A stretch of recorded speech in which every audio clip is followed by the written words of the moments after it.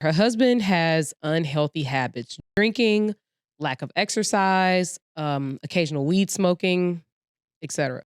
Now that she's aware of the risks of damaged sperm leading to miscarriages and potential health issues for their future child, she's questioning everything. Should she have an open conversation with him and demand he make changes? Is this a red flag that she doesn't see him as the father of her children? Or is she using his lifestyle as an excuse because she doesn't want kids at all? Um, so here's just some of the background. I'm reading this, so I'm not necessarily saying it's true because I didn't read it before. But anyway, it says it's a common understanding that both parents contribute equally to the genetic makeup of the fetus, with each providing 50% of the genetic material. However, recent studies have highlighted that paternal genes can have a more pronounced influence on certain aspects of fetal development. For instance, research from Cornell University found that on the fetal side of the placenta, most genes are paternally imprinted, meaning the father's genes are more actively expressed. When it comes, I actually saw this on this white content creators page I follow. Miscarriages and sperm damage. So around 2 out of 3 miscarriages within the first 12 weeks are linked to sperm DNA damage. Imperial College of London, they did a study and they said that poor sperm quality is associated with recurrent miscarriages. And as far as risks are concerned, sperm DNA damage can more than double the risk of miscarriage. Partners, that was a terrible sentence. Partners of men with damaged sperm are more likely to experience pregnancy loss. Sorry. Amanda?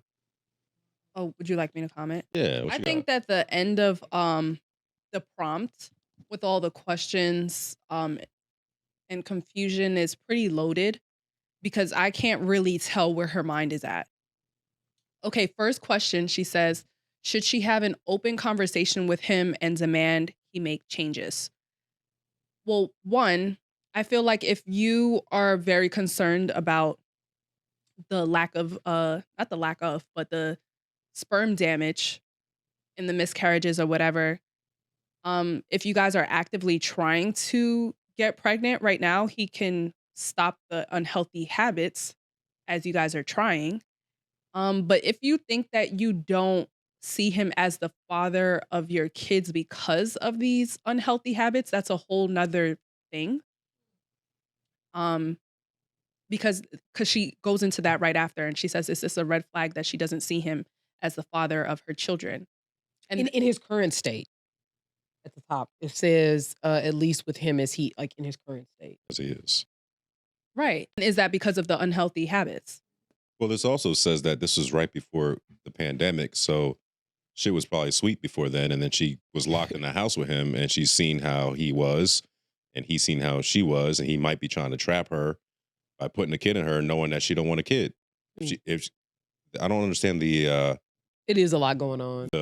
have an open conversation. One, I thought y'all married couples have open conversations. That was the whole thing about marriage. I think it's so much deeper. It's hard, child. But It do be hard. Oh yeah, but if they're having family conversations, that's not like a deep conversation to have. well, Like, why is she asking us? Should she have an that's open what I'm conversation saying. with him and demand? First of all, what you demanding? Because you could have the conversation and say, "Hey, listen, A, B, and C would work better for us." But like to demand some shit is. Well, can I interject? When I read demand, I'm taking that as like, hey, if I agree to your desire to start a family, then you're gonna have to do X, Y, and Z. I think that's what she meant by demand. I could be wrong.